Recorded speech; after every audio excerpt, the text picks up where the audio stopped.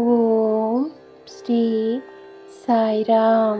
நம் அன்பான சிரடி சாய்பாபா, நம் அன்பான பகவான் ஸ்ரீ சத்ய சாய்பாபா இருவரின் ஆசீர்வாதம் அனைவருக்கும் கிடைக்க நான் மனதார பிரார்த்தனை செய்கிறேன். பகவான் ஸ்ரீ சத்ய சாய்பாபா அவர்கள் கூறும் செய்தி: மற்றவர்களுக்கு சேவை செய்யுங்கள்.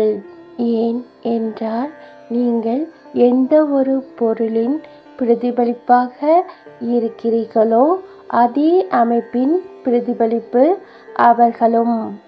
எல்லா படைப்புகளுடனும் எப்போதும் உறவை உணருங்கள்.